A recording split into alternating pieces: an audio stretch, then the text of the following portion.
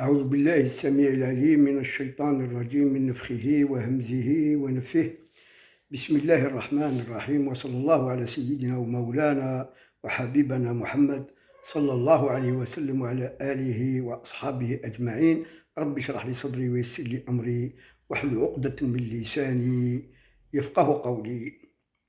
Nous avons en quelque sorte essayé tout le long de l'enregistrement de 6 vidéos concernant donc le verbe divin, la parole d'Allah, et en quelque sorte nous sommes donc parvenus à dire que tout ce qui existe, tout ce qui a été créé, Dieu l'a créé avec une vie, il a une vie, bon, propre à chaque espèce, à chaque être, à chaque créature, et en même temps une sorte d'esprit donc par lequel cette créature, cet être, cette matière inerte ou cette matière vivante donc connaissent Dieu, font des louanges à Dieu, glorifient Dieu, se prosternent à Dieu et donc sont obéissants et sont soumises donc à Allah, à ses lois, etc., bon gré, mal gré.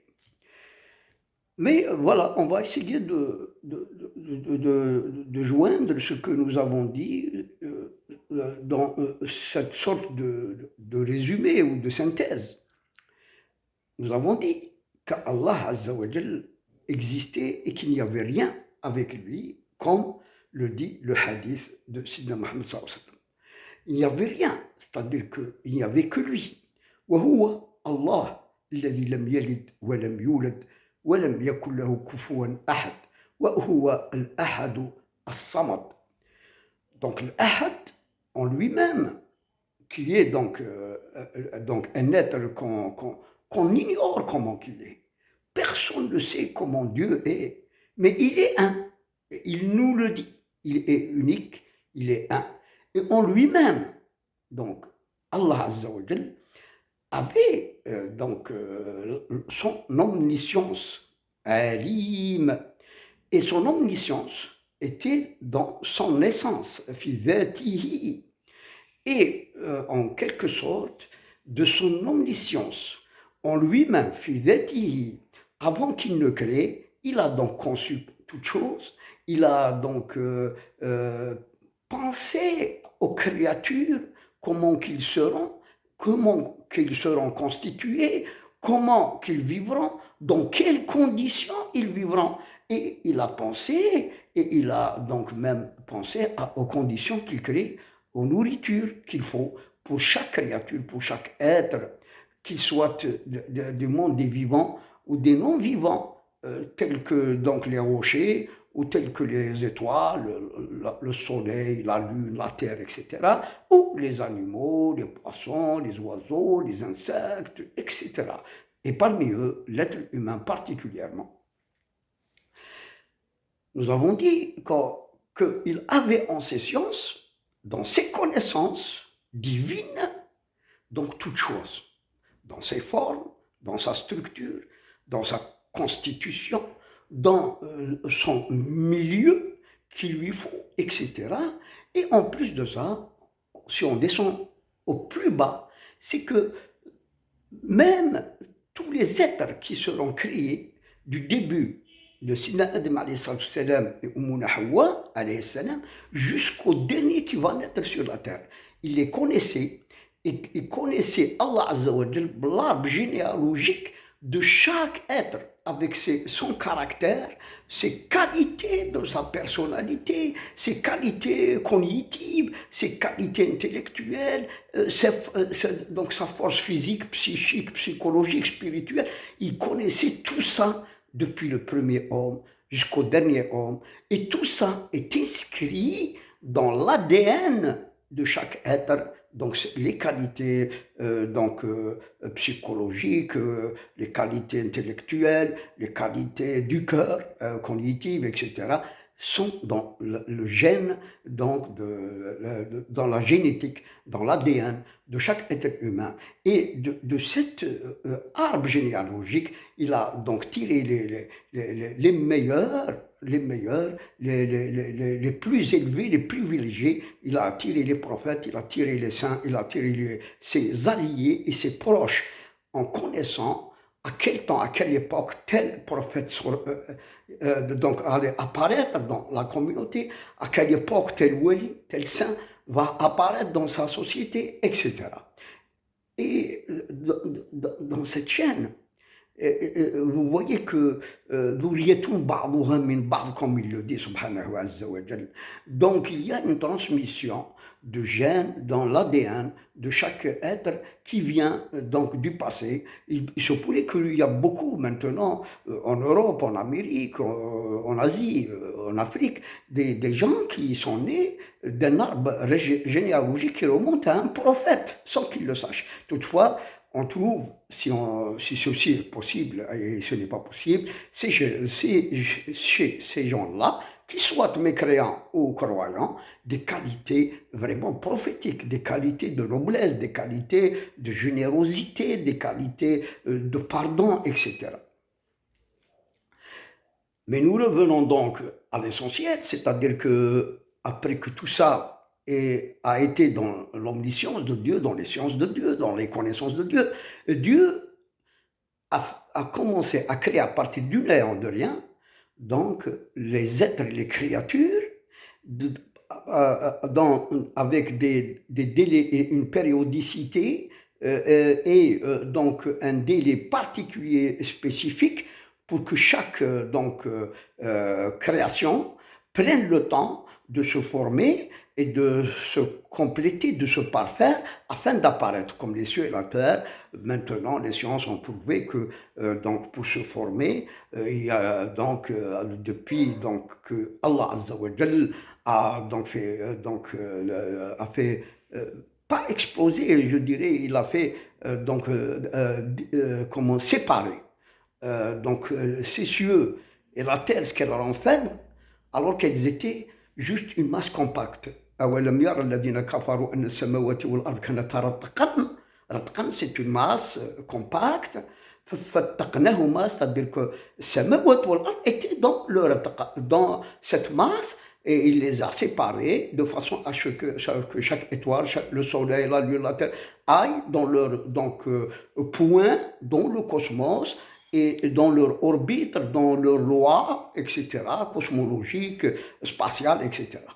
Et c'est ce qui, mais ce délai pour que cette symbiose, cette organisation des cieux et de la terre finisse, ça a pris beaucoup de temps selon des scientifiques. Elle a pris 13,8 milliards d'années depuis ce qu'ils appellent eux, le Big Bang. Non, on l'appelle Ratqan Fattaqahullah, yani il l'a séparé.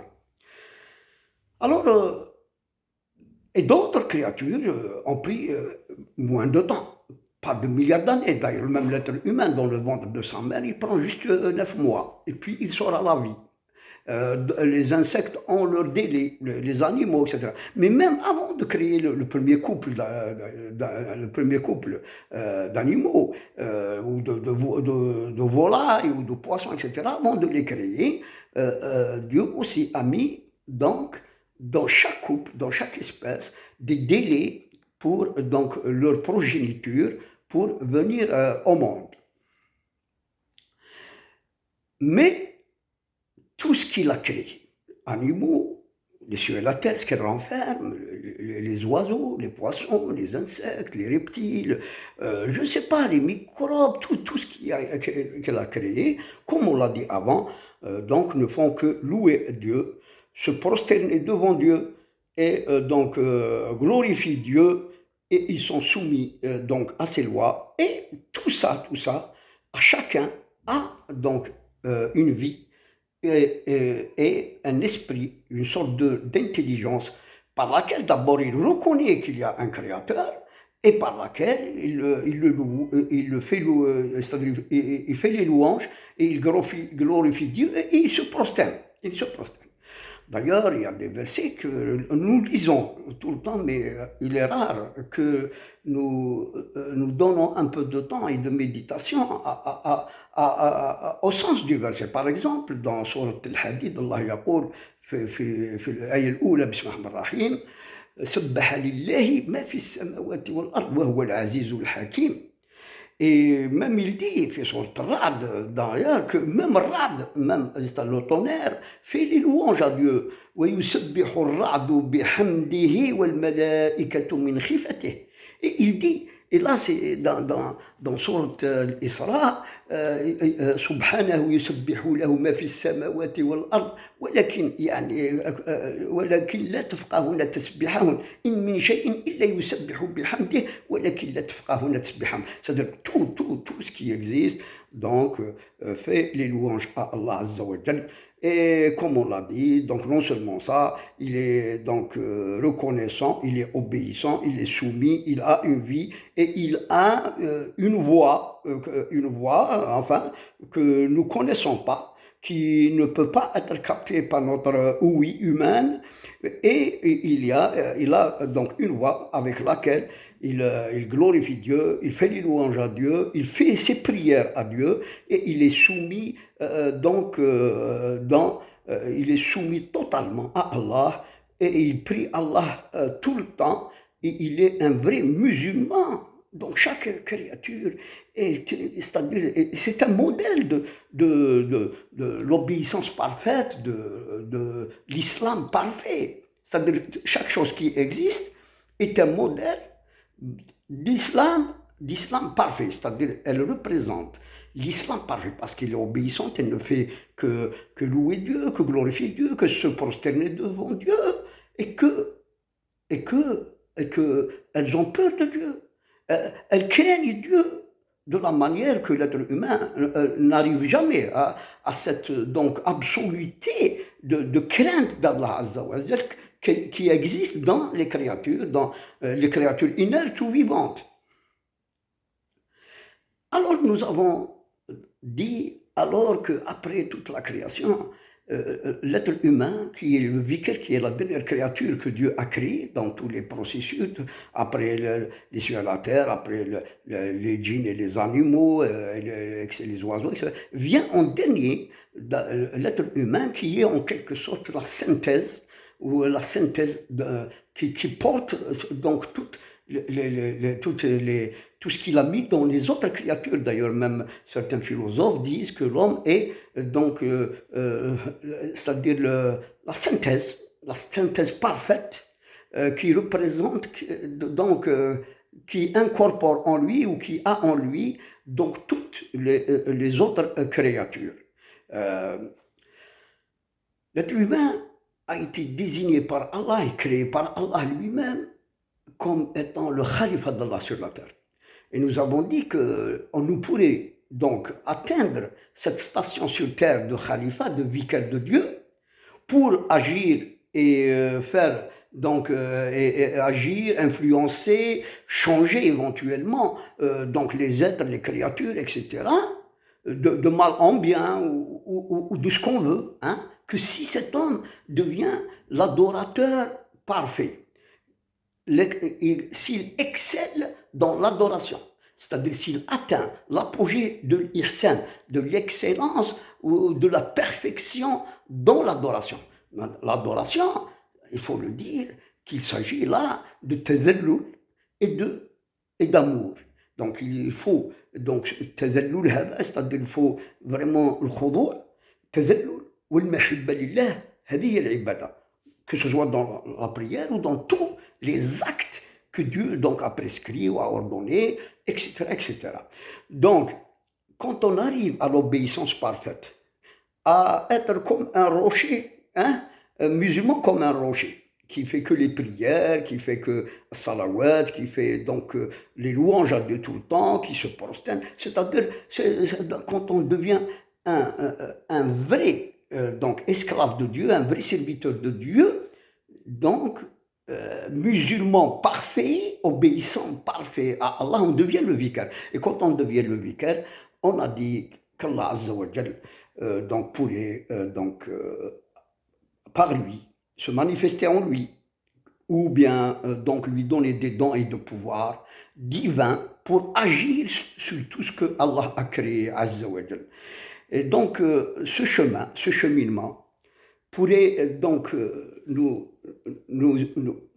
inciter à réfléchir, à méditer sur justement cette possibilité, je dirais, d'atteindre cet apogée de musulmans, l'apogée de l'islam parfait, comme le sont les rochers ou les animaux ou les anges, par exemple, comme les anges. Mais on n'atteindra jamais l'ange.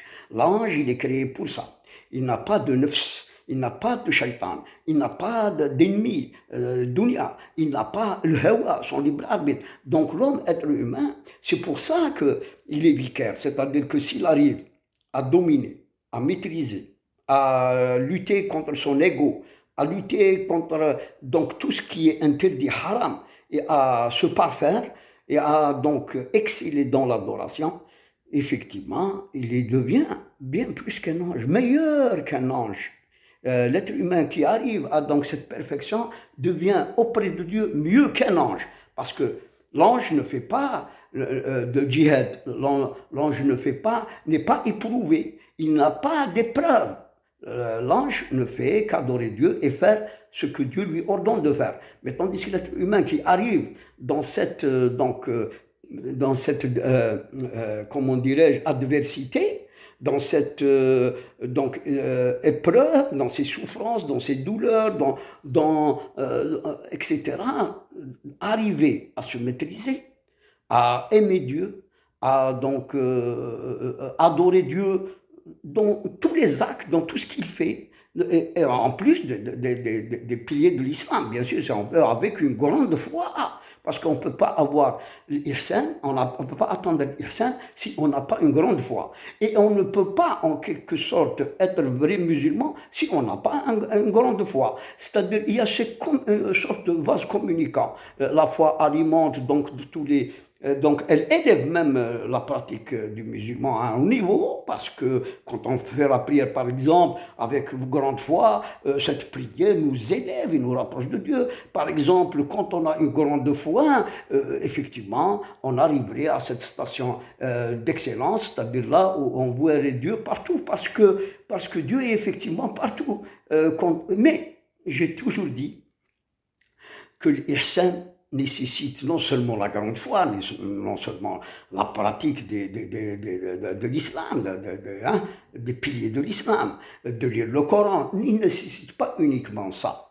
J'ai dit que l'ihsan nécessite donc en préalable donc l'islam, la pratique de l'islam, la foi. Et la foi, une foi avec méditation, parce qu'il faut penser à Dieu, penser aux anges, penser au livre de Dieu, à ce que Dieu a dit, a révélé.